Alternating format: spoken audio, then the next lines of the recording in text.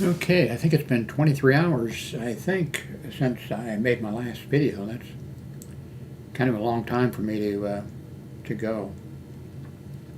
I've been doing some stuff around here, trying to get things better organized. And things are getting better, slowly. Uh, so what's been going on?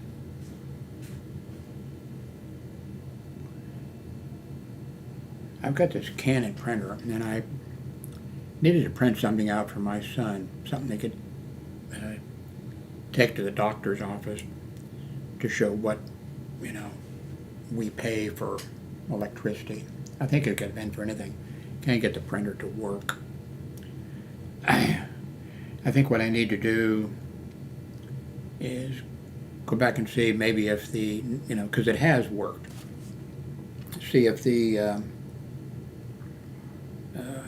Wi-Fi or Bluetooth, whatever the connection is, see if that would work.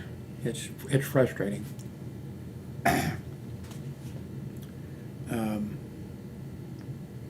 And I tried about everything to get it, and it has worked. I mean, I don't know, last week I printed something, so now it doesn't want to.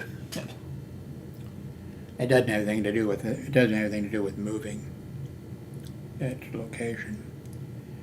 I haven't got all the electrical wires, wired up, but I got several of them done.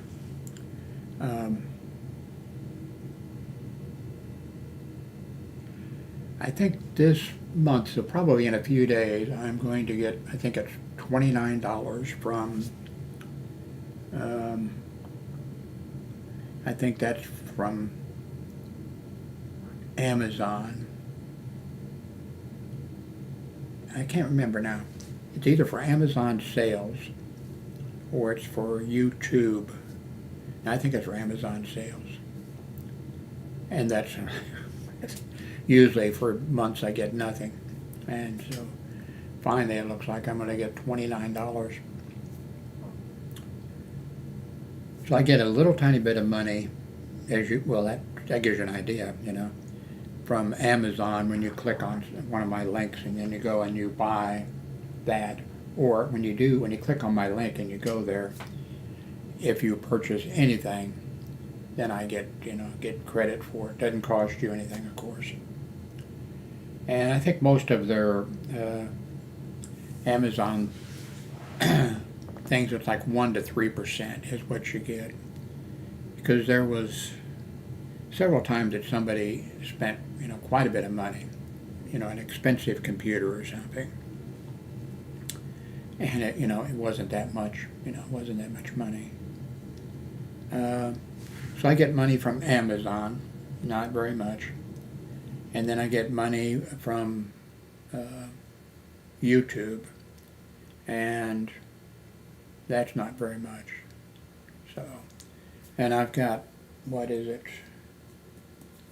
I think I'm coming up on 4,000 subscribers. So it just goes to show you. I guess I could click on, let's see. Let's go here and go to YouTube stuff. Go here.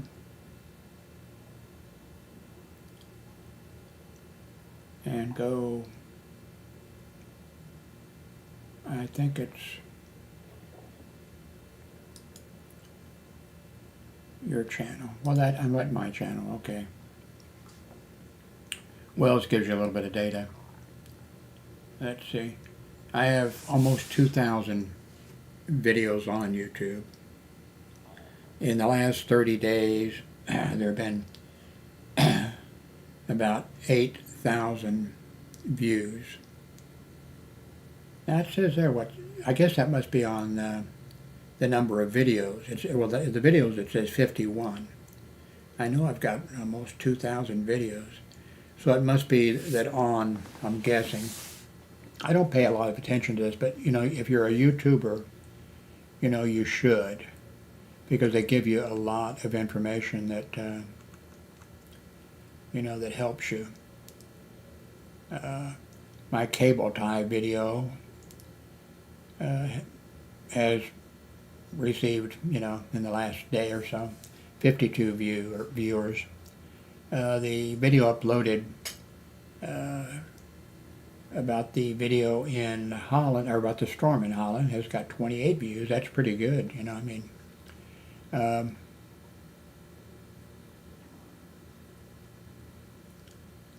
let's see, I made a video about moving the monitors and the cameras around,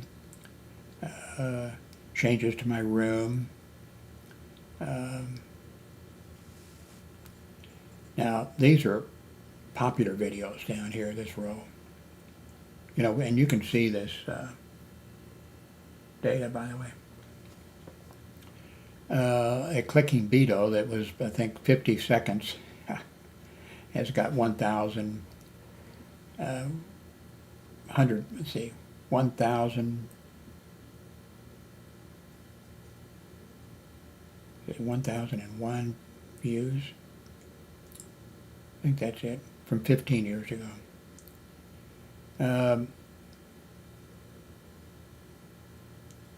The pill cutter video that I made, which was 4 minutes long, made that 8 years ago. It's received 81,000 views. How to hook up 2 computers to 1 monitor.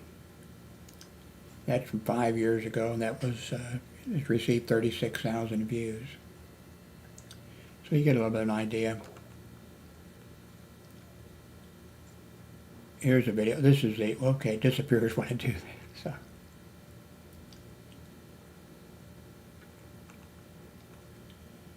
I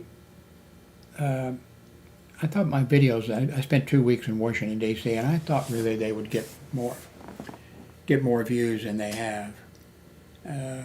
One of them has got 182 views. One has got 279 views. One's got 114 views. One's got 365 views, and the other 254 views. I really thought they would get more views than that. I think they deserve more, but I think people are looking at cat videos and raccoon videos and stuff like that. I'm not trying, I think some people think, I'm not trying to get, a lot of views. I mean, of course you want, I'm not trying to get a lot of, I'm just doing what's me, what I'm interested in, what's going on, and that's been the way since 1982 of like what's going on in my life, and so that's what it is. So it's over those years it has totally totally changed. In the very beginning, 1982, my bulletin board system was a message board, and it was a message board and a list of amateur repeaters in the Kansas City, Missouri, amateur radio repeaters, and a list of it was a list, it was called out Howard's Notebook, and I put stuff in there from, and added to it. Then eventually, as bulletin board systems started popping up, then I listed bulletin board systems for the, for the area. That became because there was so many people popping in and out. Kids would get a modem for Christmas or birthday or something like that, and then they'd hook it up to their computer, and then they would call in. Then they would start up their own bulletin board system, which would last a few days or a week, or because it was using a phone line. And then they'd be gone pretty quick. But I kept the thing updated, and it was a lot of work doing that. And then finally there was in Kansas City, Missouri, a SysOp association of anybody could come to the meetings, but it was like system operators that had bulletin board systems, and they got together and they had little parties occasionally at somebody's house or at a park or stuff like that. I never went to, well, yeah, I did go. There was some things at Baptist Hospital that are held in the auditorium there, and I went, and that was a Commodore's group. I did, but I didn't go to. Well, I think I did go to a park one time, but anyway, those people came to the SysOps Association. They would see all these other bulletin board systems were using my list of local bulletin board systems because I did a good job at it.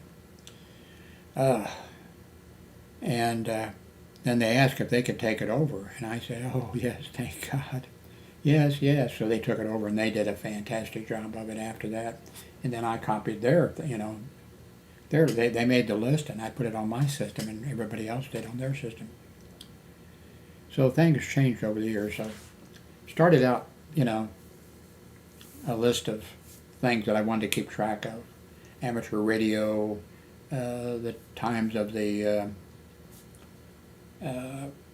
that the nets were on, the ham radio nets were on, and I listed the frequency and the time and all, just stuff like that, and message boards. Then I started pulling in, when FidoNet was invented and stuff like that, I started pulling in what people were interested in, what I was interested in, and then pulling in message boards that other people were interested in. So, let's see. Well, one fan of my system was interested in, well, of course I pulled in, the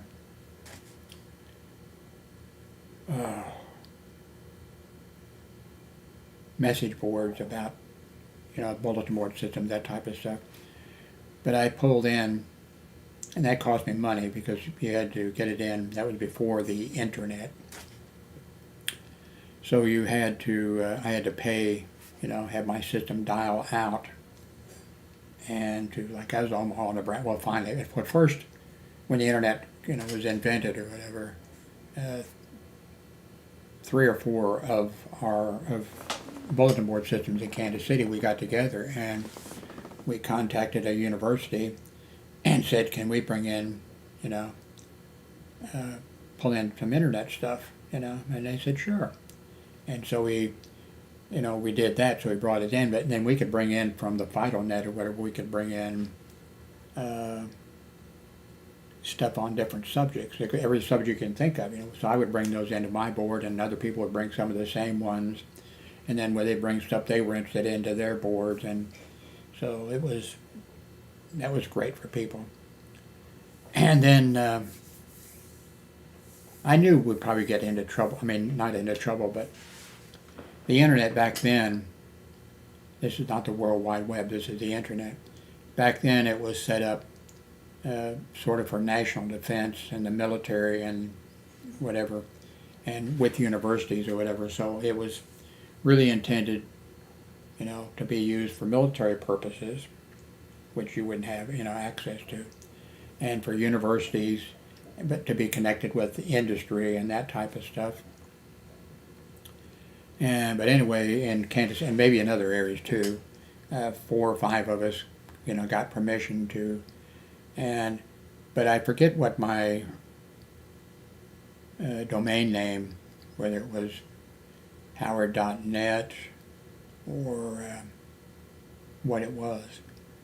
And I forget what the other people, what their domain names were for getting the stuff in. So somebody someplace along there was people in universities and colleges and who knows where. Like, well, who are these people? They don't have PhDs, and what is this, going on? So they complained, and so we got kicked off. So I don't know about the others, but I found the Heathkit? A system in Omaha, Nebraska. And I don't think they charged. Of course, I paid for making the long distance calls in there, and too, like an idiot, I should have just got the news in and the messages and that kind of stuff. I should have got it like once a day, but I had my computer call, and every time was a long distance call, I had my call twice a day or 3 times a day to get the stuff in right away. and that cost me money. So, but it was an interesting time and an interesting life and whatever. But over time, then in the beginning too, it was like what was going on with at work, working hospital security, and like it was like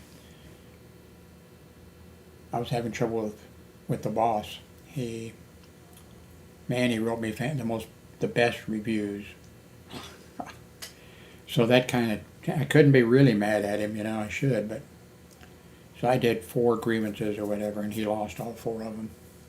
But I would put in, here's my grievance that I turned, and then I print it on my bulletin board system. Anybody could have access to it and see it. Then when I won, I put that I won or whatever. Then after that was for a while, the wife wanted a divorce, and eventually, well, she wanted a divorce after 6 years, but then she decided she didn't want one, but 6 more years went by and then she wanted a divorce. So I talked about that for a little while, and then moved on to the other, to other parts of whatever was going on with me. And then eventually, of course, moved in, I think, 1995, I believe, to the World Wide Web, and then things, changed a little bit. But I think I'm still doing the same thing that I did. I mentioned this a couple of times, I think, in the past. At one point, there were several, with all the bulletin board systems and stuff. Maybe that was the beginning on the internet. I'm not sure. Don't think so. Might be wrong. But there was some. One site would do it for free. You could be listed, and then they would come and check out your site, and then they would, on their system, they would do the review. And then one of them charged a few dollars. I paid, so I had them both. 2 places do it, and both of them said the same thing. Man, this guy sure does not know how to. Well, I was using, that was WordPress. I was using WordPress, and like they both sort of said the same thing. Like this guy claims that he's been doing this since 1982. That doesn't make sense because he can't put that, whatever they call it, the colors together and all that kind of. And they were correct.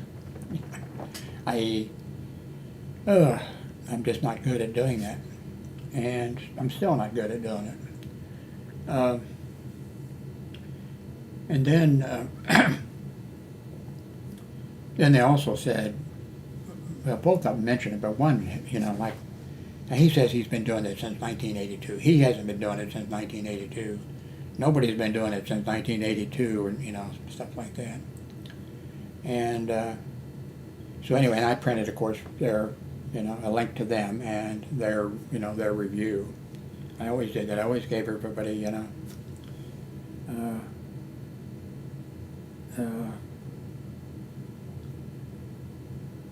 so then, I think 1995 is when the internet really came along. But, so this is, somebody the other day, Dave Wallace or whatever, left a comment. And he said, I think I did about a 30-minute video. I forget what it was on. And it was one of these talking videos. And he said, Jim, I only watched half of your video because it put me to sleep. It wasn't interesting at all. So, and that's true. Some people, this is what they like. And some people just want to see, kitten and dog videos and stuff like that. I mean, and some people just want, which this is great for, and it's surprising to me. I mean, not now, but in the beginning, it was. I never thought that I would have a problem with a refrigerator or a washing machine or a dryer or something. I never thought I'd be, using the internet to find out how to fix something or what the problem, you know, that type of stuff. So, yeah, I mean, it's just been remarkable. And I think I've sort of made a mistake. We lost power the other day for, I think, 3 hours. That's unusual that we lose it for that long. And I thought, especially the ex-wife, we've been divorced for like, I don't know, 40 years or whatever. And she was like, she doesn't know what to do. I mean, it was, she has, you know, she uses the internet to play some games. When I say games, though, don't picture, I don't even know the names of any other. Civilization 6 is the only one I know. But not like that. She just plays, you know, solitary or whatever, something like that. But then she watches television when she's not at her computer. You know, then she's watching television, and that's 24 hours a day, 7 days a week. You know, of course, she's confined to a wheelchair, and she's, you know, when she's in bed, she's in bed, you know. I mean, she can get up and get in the wheelchair, but she really depends on that.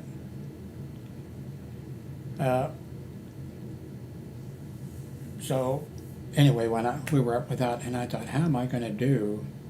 How am I going to know what's going into my bank? How am I going to know? You know, how am I going to pay? You know, the apartment rent and all that kind of stuff, because I do it all online. And so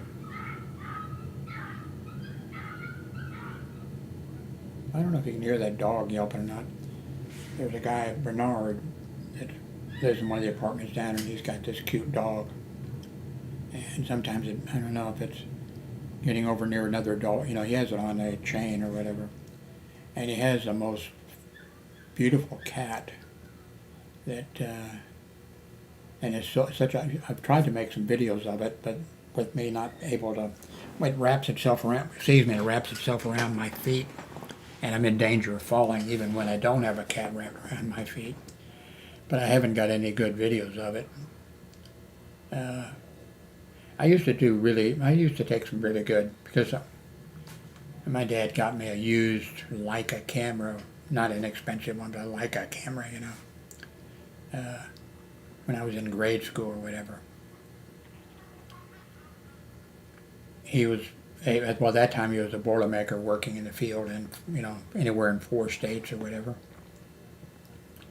And then he became a union official.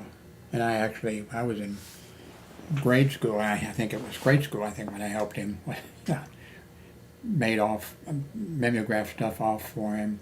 It might have been high school. Mimeograph stuff off for him and that kind of stuff, and helped him, you know, get elected. And, I was heading somewhere, and now I forgot what it was. I had an idea, and I don't remember what the idea was now. I moved this camera, and I like it better this way. I love when I go to you know, YouTube sites or whatever. If, of course, a lot of it, the ones that, you know, somebody in front of a microphone and camera or whatever. I like looking at, you know, what's in the background. What do they have, even on like news, CNN or whatever, if they're interviewing somebody, you know, anything. I like looking, what does he have on the wall there, that type of stuff.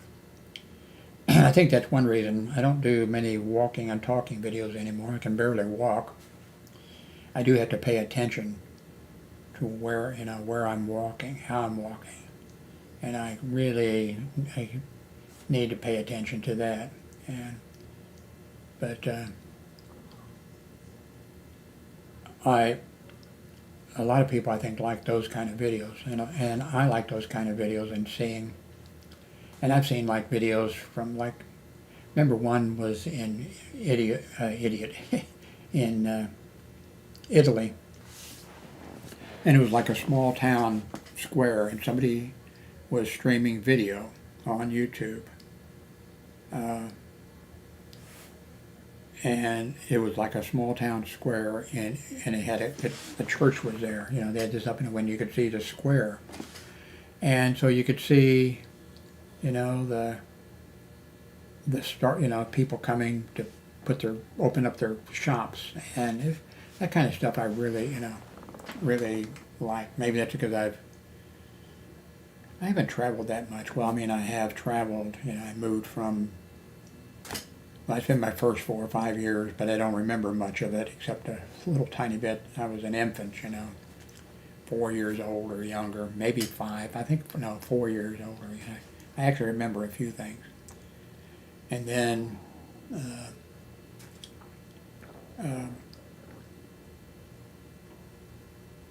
you know, later on, anyway, when these videos started,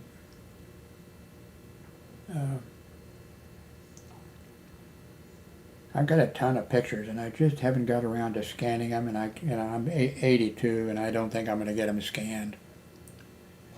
But I've got, let's see, Haight-Ashbury. Okay, Haight-Ashbury in California. At a certain point, became the hippie area. You know, where if you see some videos from the news, you know, the news or whatever back then, you'd see the hippies out there doing that kind of stuff. And so I think I saw a little thing on a documentary or something on it, and I thought, you know, Haight-Ashbury, that's, you know, Haight-Ashbury. And then I just happened to be going through some of the pictures, trying to get them, which didn't work, organized in the stacks, you know, according to California during World War II, when I was an infant, when I was, you know, trying to get them together, and I didn't get it done. But anyway, then I was looking at them on the back of the pictures and stuff like that. And there was an address that during World War II, that my parents and I was a baby, of course, that's where we lived, in that apartment, or I think it was actually like a little house. We lived there, but we lived there. Let's see. Before it became the hippie place or whatever, and in fact, we got a cat, and I'm not sure if it was Haight-Ashbury, or if it was a street there that's kind of famous. And there was a pet shop there, and that's because I think my mother wrote in like a little diary or something rather that she got a cat, and from the thing there. So I thought, wow. I even thought I should say that I should say I grew up in Haight-Ashbury or whatever, but I don't lie. Well, everybody lies a little tiny bit, but I lie less than that. I don't hardly lie. And that was kind of funny because, you know, I'd tell some of my stories later on in life. I worked at a small hospital. We were all like family. And I would just tell something, you know, about my life, and the nurses would go, "Jim, you make up stories." I said, "No, that's a real, no. No, I don't make up stuff. I don't lie about stuff." "Oh yeah, you do."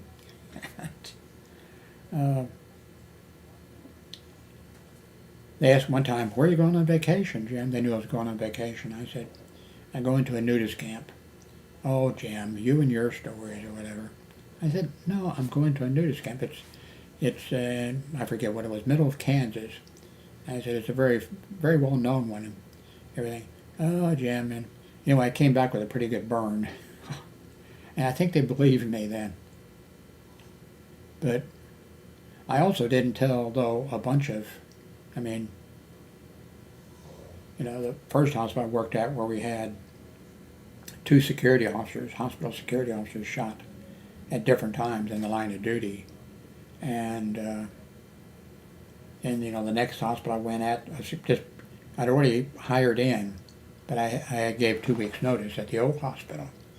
And Lloyd Aikens, who I mentioned the other day in a video that David Wallace thought was dull, uh, I never mentioned that we had it. I never mentioned that the first year, to anybody, the hospitals that I worked at. I never mentioned that we had a doctor shot at Trinity Lutheran Hospital in our parking lot. And we had what they called the interns building. And she had just graduated from whatever it is, residency program or whatever. And a guy waited in the parking lot, shot her. I never told any of those stories. And I just never told those things. But the things that I did tell, the nurses at Research Belton Hospital, they didn't believe. Now, I think there was a few times that I happened to tell something because it came up somehow. And so then I can't remember an incident. I can't remember one, but it'd be like, somebody came into the hospital, and I think, okay, this is sort of it. And they were telling me at this hospital, it was like in Cass County, small county in Research Belton Hospital, and they said, there's a new coroner, and he was in here, really nice guy, blah, blah, blah. And I don't think, though, they told me his name. Maybe they did, because he had showed up for some reason, but I wasn't. I was off then, and he showed up, and they were talking about, this, really nice guy in Missouri, and I don't know if it's changed since 2000, but probably not. Anybody can be. Coroners are elected. You would think they would be somebody, a doctor, or somebody at least had some, whatever. No. And you can be, elected to coroner. But anyway, which is not good, If you want to poison somebody or whatever, I guess go to Missouri and make sure you go to the county where they don't have somebody that, scratch that. Anyway, as an example, anyway, they told me about this guy, and they were kind of raving about how nice he was and that kind of stuff. Because I think the other coroners were kind of assholes, maybe. And so then I was working, and then he came in. The coroner did. And then I didn't know he'd been elected coroner. I mean, I worked with him. He was an employee at St. Joseph Hospital, the first hospital I worked at. But we didn't hang out or anything together, but I knew him and he knew me. And, but anyway, so that was, he came in and they said, "Oh, Jim, this is so-and-so." And then he said, "Oh, Jim," came on. Been years and years and everything. And I said, "Wow, you're the coroner now." Yeah, he said, "Yeah." And anyway, we talked a while, and they were like, wow.